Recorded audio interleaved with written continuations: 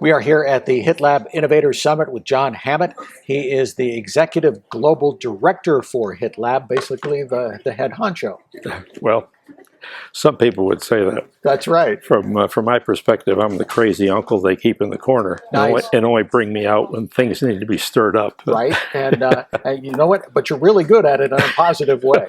So, first of all, let's talk about this particular summit, and it's just an observation of mine.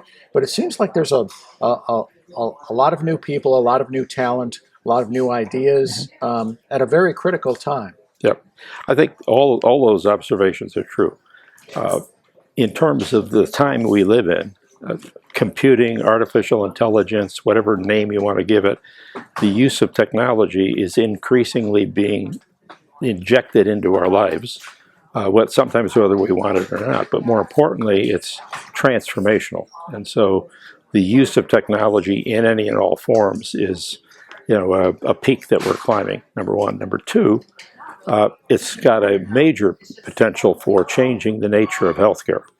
And we are all about healthcare, of course. We're the health, we're the health innovation technology laboratory, and so our being able to put people into conversations and on stage to talk about what's going on from their point of view is a very useful message right now.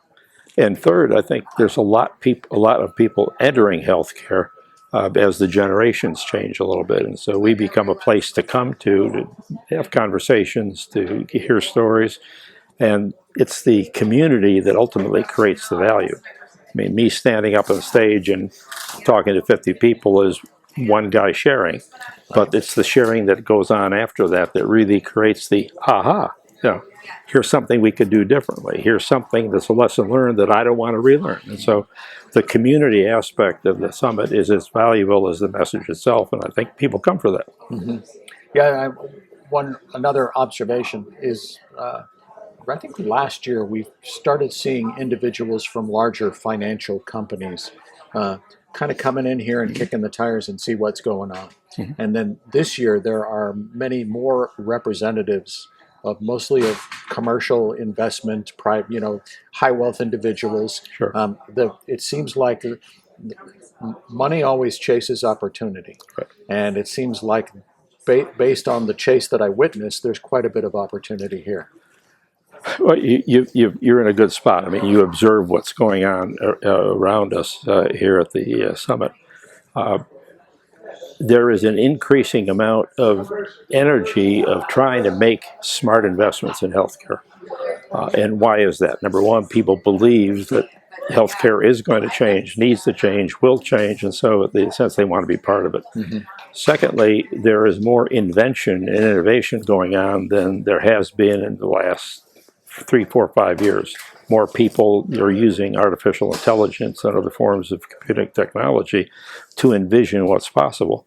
And so people who've got money that they want to earn a return want to come and learn from that, because when you've got 10 choices, it's pretty easy to choose. If you've got 100 choices, you got to be a little more smart about it. If you've got 1,000 choices, how do you sort out the noise and essentially distill down from 1,000 to 100 to 10 to 1 that you're going to place the biggest bet on? And so that's part of what HITLAB does. I mean, we are the industry truth teller. We essentially do the research that says, does it work? Mm-hmm. What's the evidence it works? Mm-hmm. Oh, by the way, if it works, is there a business model that allows it to actually be paid for by some aspect of healthcare, government, private insurance, or individuals?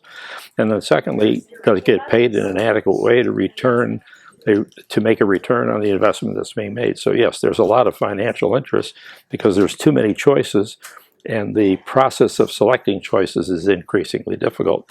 We think that's a great time for the HITLAB philosophy to actually raise to a greater level, because we effectively are the evidence-based truth tellers in healthcare. Mm-hmm. I'm intrigued by several of the newer innovators. I think there might be an inherent advantage to people who are, in a personal way,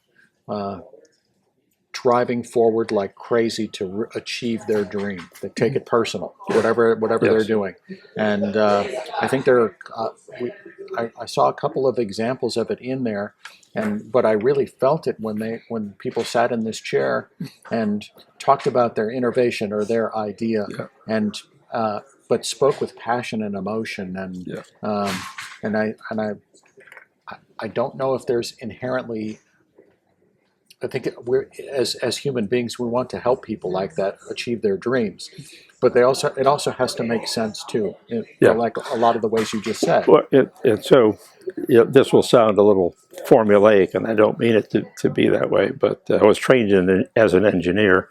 Found out I loved learning. I didn't like doing. So I had to make an early adjustment and pivot in my career. But I've still got an engineering perspective, so I tend to think in structures, I guess is the best way to describe it. Mm-hmm.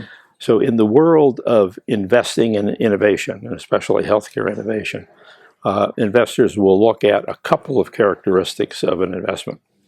The first thing they'll look at is, who are you? And what motivates you? And why are you doing this?